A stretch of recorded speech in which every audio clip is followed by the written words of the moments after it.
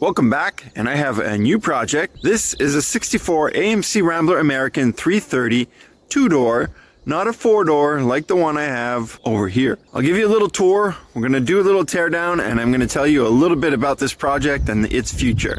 So if you've watched any of my videos or past videos, you've seen this car before.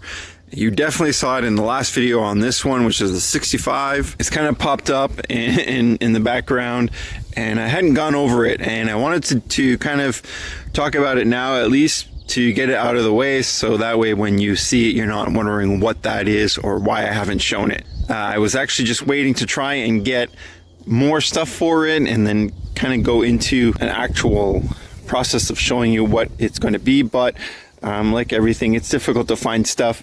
But I'll get it going. Let me just give you a little tour and show you around.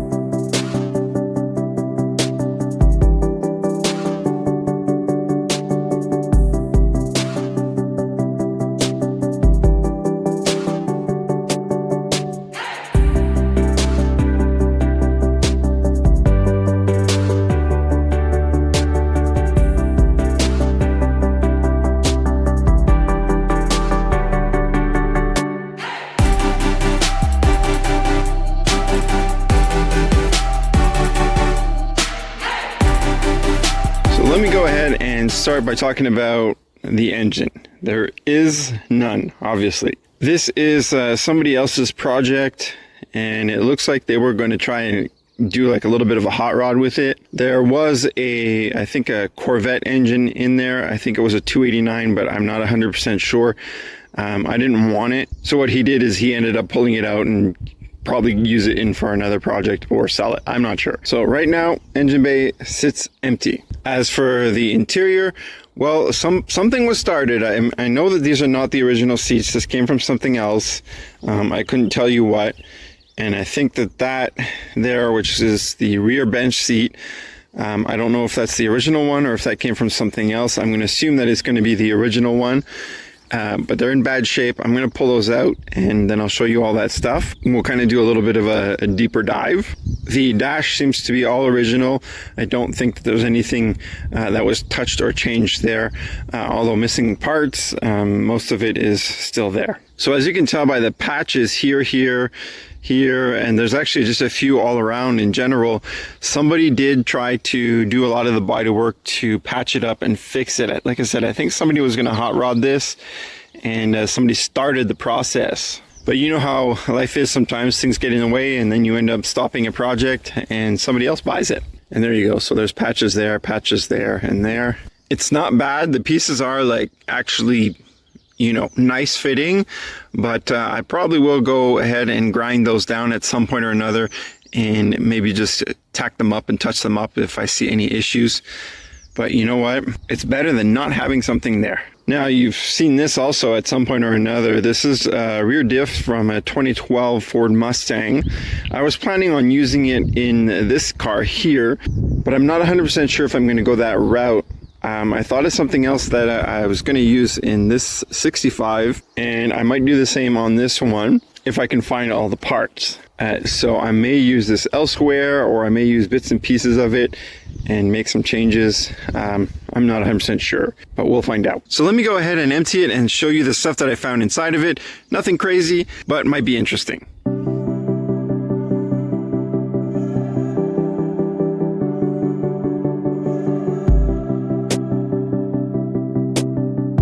And this is what was in the trunk. So 4 rims. I don't know if the tires are any good. I didn't even bother checking them. Got some trim that I'm not 100% sure where that goes. Got some window, what do you call these? Tracks. There we go. Some trim that goes on something. I'm just not 100% sure what yet. One of the manual knobs for the wipers. Nuts and bolts as usual. And then the hood hinges, which I'm glad to see. I wasn't sure if I had those or not. I couldn't remember. A spare vent window, which is great. Can always use more glass. And then in here, there's just a bunch of like loose parts. So obviously the lights, some handles, which I'm going to try and put back on if I have all the hardware for it. I'm not sure. Some random parts. I'm not sure what that's for. More indicators and lights. What's this? Little wiper motor. Funny enough, these are vacuum operated. Your gear selector indicator. Yeah, just a bunch of random stuff. This looks like a lock or something. Yeah, so as you can see, just a bunch of stuff. Armrest. Another wiper motor. Okay. Yeah, that's, there's nothing really extra special in here. And here's the wheel center caps. I believe they're original. I mean, it does have the R to represent the Rambler. It's kind of cool, but they're all 4 here. Busted a lug nut a while back. So yeah, all 4. Pretty cool. And then there's the seats on the inside that I pulled out. They weren't in place, but these are pretty much a mess. These are, well, basically toast. Unfortunately, no build sheet or papers, but the mice sure have had a field day in there. And here is the front bumper. I don't have the rear bumper, so that kind of sucks. I'm not sure what I'm going to do about that, but I'll think of something. And here we are on the inside. Again, nothing special, but it's all there. It's got all the window stuff, the cards or panels. Looks like somebody tried to put in some aftermarket speakers. I don't have them. Got the original seat belts.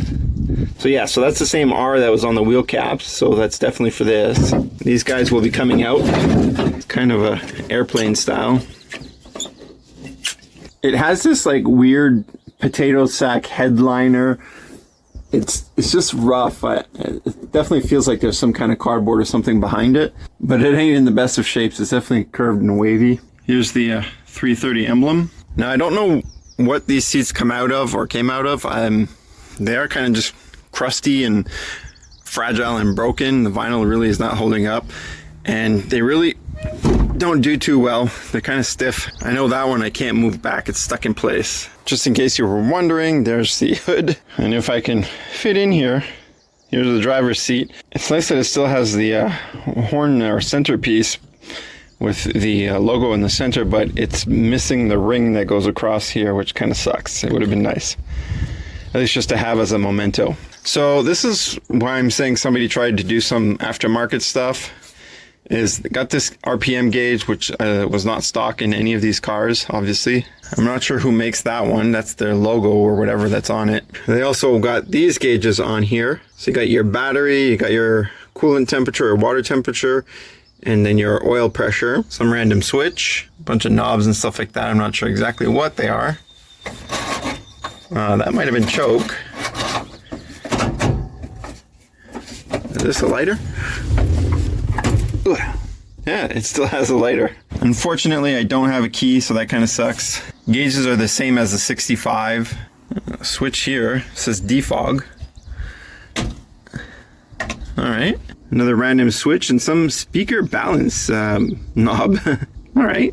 These pedals look like they've been changed. This is definitely not original, and that's 100% not original. The original one was connected on the floor, and this one is floating and pivots up at the top. From what I can tell by the sticker, the sticker over here, and some of the paperwork, it hasn't been on the road since 87, 88, something like that. So 30 plus years, and it came from another province. Right, so why don't I just go ahead and start stripping it down, and we'll see what I get to. Well, cleaned up quite a bit on the engine compartment. I did remove the headlights. There was a panel that was here, which I figured out what that other panel was that was back there. So headlight is gone. I ended up finding 2 like fog lights or something, 2 extra lights that were tucked in here. I'll show you that in a second.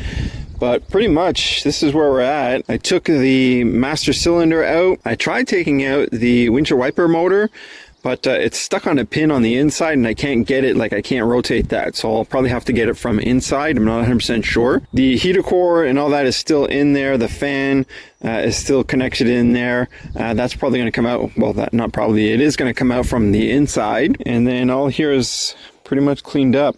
The battery tray, I should say, was here, and that's gone now. Now, these motor mounts were for that other Corvette motor that he put in here, and they're actually welded in there. They're not actually supposed to be there because that's the K-member right there. And then these were added in after. So that's going to have to be cut out. I'm not going to do that just yet, but they will come out at some point. Now, I left the steering box and all that in there because I still want to be able to steer it. Unfortunately, yep, I did take the brakes out, so I got another vehicle with no brakes. But that's it for the engine bay. I will put away a couple of pieces that I want to keep so that way I don't lose them. Like I'll put the headlights back on, and there's that little cover right there, and it's in good shape. This rubber piece is actually in really good shape, so I plan on keeping it and actually trying to reuse it. It would be really good to pass some wire looms and stuff in there. It does have the openings and stuff for them where you can kind of slit them in and you know, have them kind of plugged up, so to speak. This one had a little vacuum hose in there. That's why it doesn't have an opening for it, but I can cut that open and pass some wires through there. That's really cool. All right, now that we have the engine bay kind of pretty much where I want it emptied, let's head on the inside. Oh, hang on, before I forget. So these were the extra lights, or the fog lights, if you will, that I found in there. Don't know if they work. I should check them out. Also did find this kind of, I don't know if it was for the transmission or the oil. Lines did go towards the back, so I'm assuming transmission, but it could probably be used for oil also. Here's the master cylinder, the headlights. Now what I find interesting is I don't know if these were like the grill that's on top of that, if they came like that from the manufacturer or if they were just kind of made universal. But they do kind of clip on in a neat little way. So there's a little backing clip on the grill, and then it comes down and screws onto the actual like bulb housing or whatever you want to call that. So I'm not sure if that's a rare piece or if that's just a universal piece that fit on top. Anyway, that's going to get put back in. There's the horn. It's another thing I should try. I don't know if that works, but either way, we'll figure that out. And this is the piece that I was talking about. So this is the piece that I showed earlier that was in the trunk. And basically, it goes right there. It just acts as a small cover to clean it up. Kind of neat. Glad I noticed that. So I'm here, minding my own business as workers do, trying to figure out how to take this off because I can't see the screws pinned up there. So I take a second and I look way up here and I see a key. But if you look closely, what does that say? Fuel. Let's check it out. All right, let's see.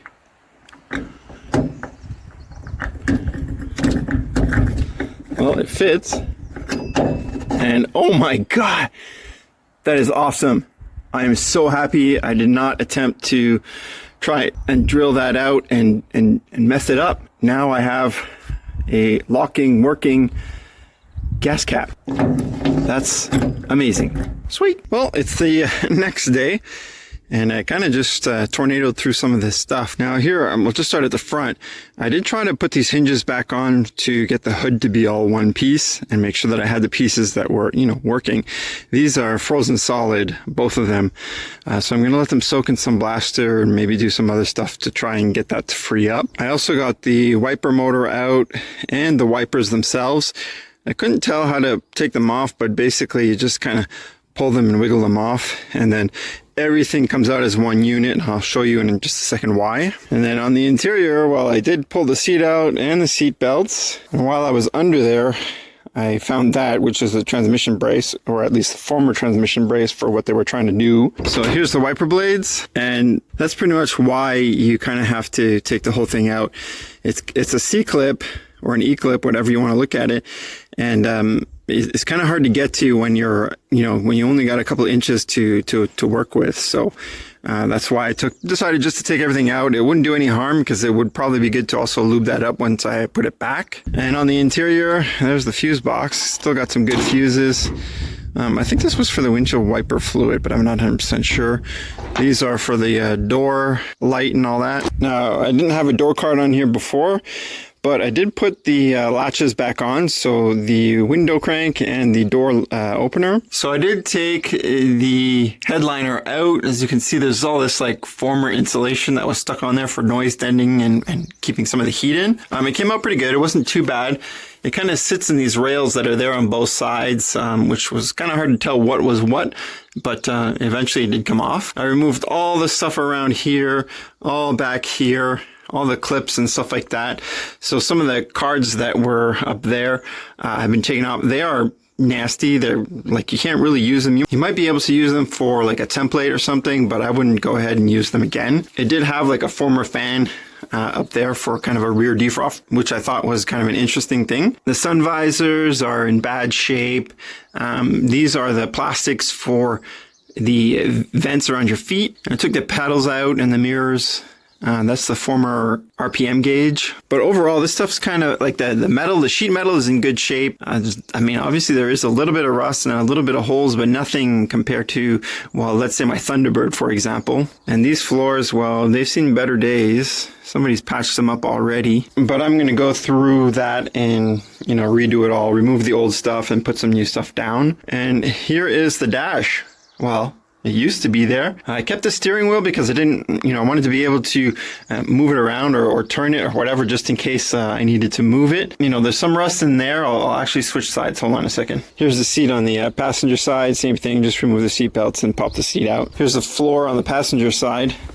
Kind of the same thing as the driver's side, but here's where the heater core used to be, and it's all rusted there. That's where it takes its kind of fresh air in from, and underneath there it's all really bad. You can kind of see there it's all rusty. If I'm going to reuse the heater core, I'm definitely going to have to rebuild all that just to give it some shape and some strength. Again, remove some insulation and sound deadening.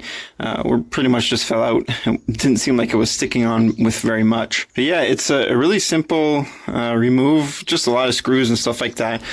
One thing I found weird is that the screws are hidden behind this like rubber sheeting here, which was annoying to work with. But if you pry it over, you can kind of find them. And same here on the passenger side, just put the levers back on. Here's the heater core. Yeah, it's pretty nasty. It definitely needs a good cleaning, but it's all there. Most of it is plastic. There is some metal, which will need to be repaired because there's a big hole right there. And then this is rust just from the car. Here's the other side. You can kind of peek in here because it still has some of the foam, but you can see all the rust in the motor and stuff like that. Here are the gauges and the knobs and things like that. Here's the wire harness. Really basic design. There's some stuff that doesn't belong there because it was part of some speaker system, but it's all intertwined and I didn't care to take it all apart. Here's another piece of the vent. It actually goes right up here and it shoots the vent up on the dash or the windshield, but these are all, the ends are cracked. I mean, the center is fine. And probably epoxied that back and should be okay. There is the interior of the glove box. It's actually not in bad shape. And then there's the contents of the glove box. You know, pro tip, don't do like I did. Take out the glove box before trying to take the dash out, or empty the contents, because I ended up spilling it all on the grass, and well, you know how easy it is to find stuff in the grass. And then here's the dash in its glory. It's actually in really good shape. It's funny to note like how stuff didn't matter back then if they were putting a plate on it. This is all like a rough cut. Same with the radio, it's really rough cut. If you look on the inside, you can see like little shards of metal and like where it's rolled up. Same with here, you can really see it here. Like, I don't know if these were like aftermarket add-on stuff or what, or if it came from the manufacturer like that, but it's just kind of funny. But the interior is pretty good. And there it is, complete. And that's pretty much honestly for the interior. There's not much else that I'm going to do in here. I mean, if anything, maybe I would just get a bin and throw some of this stuff in there and give it a good vacuuming. But that's about it in here. Oh yeah, forgot to mention, I also put the handles on there because originally there was nothing there when I got it. I just looked in the trunk and found some spares, but it worked. All right, I decided to have a little bit of fun with these little electrical gadgets just to see what would happen. Unfortunately, these don't work. I tried putting ground in a couple different places and putting power to the wire that sticks out, but they didn't work. The horn does work, so I'm going to show you that. And the motor also works, which I thought was pretty impressive. It did shoot out a little bit of junk in there, so let me see if I can set something up here and show you it working. All right, just hooking up the ground and hooking up one of these wires, because it's going to be a high and a low, basically. I actually really was not expecting this to work. I'm honestly, like, truly surprised. Usually these things seize up and boom, they're done. But here we go.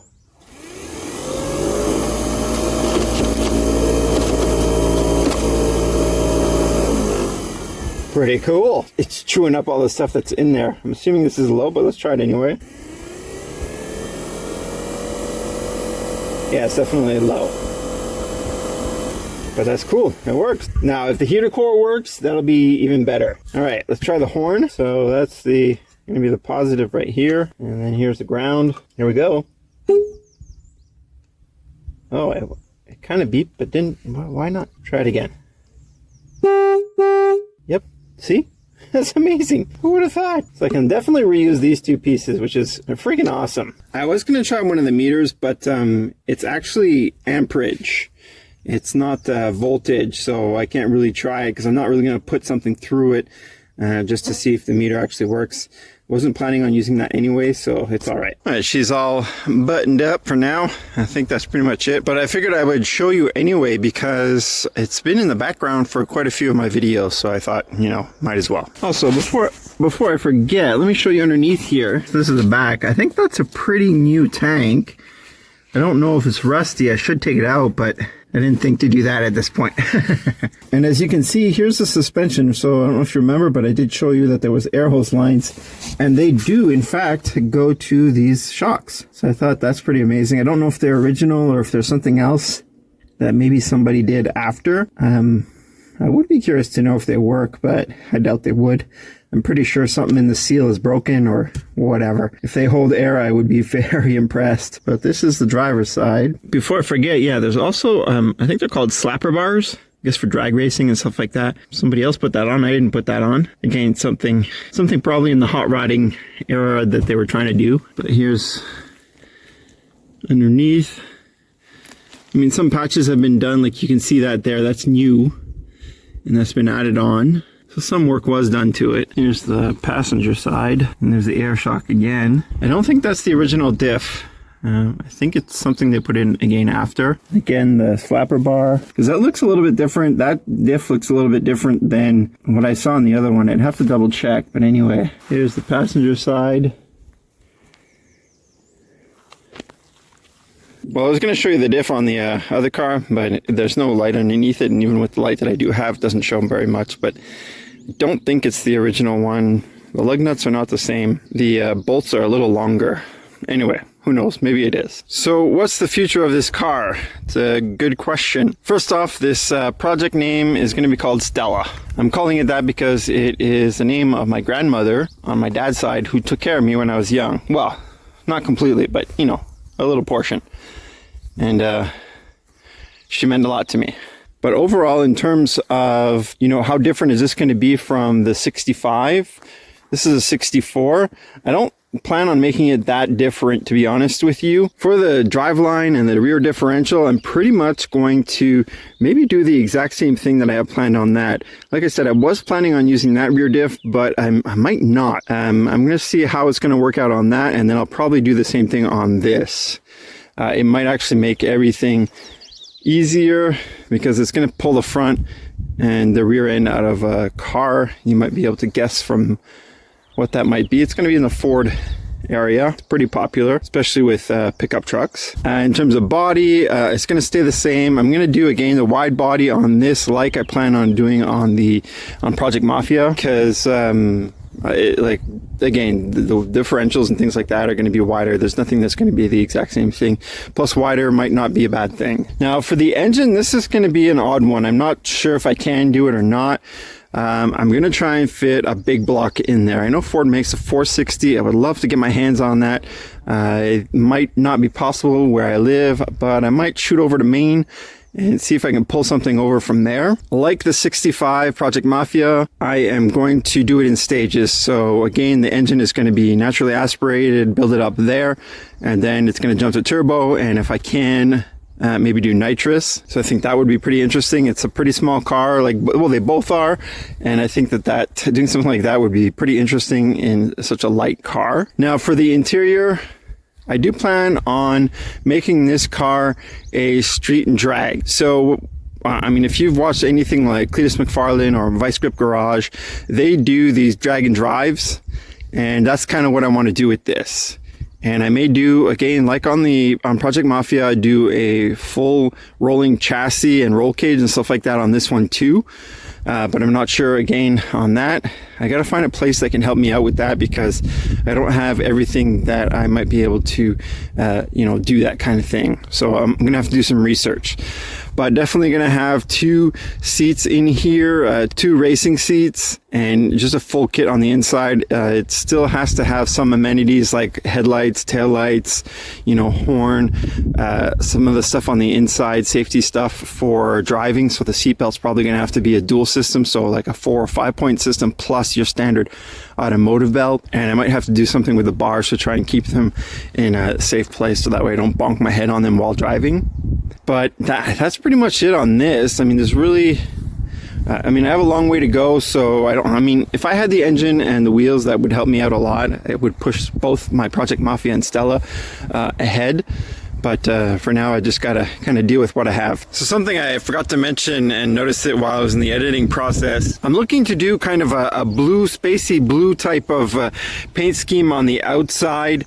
If I can get a graphic artist, not a graphic artist, but an airbrush person to come in and kind of do like a space or like a starry pattern up on the top, like the roof, the hood, and the trunk lids.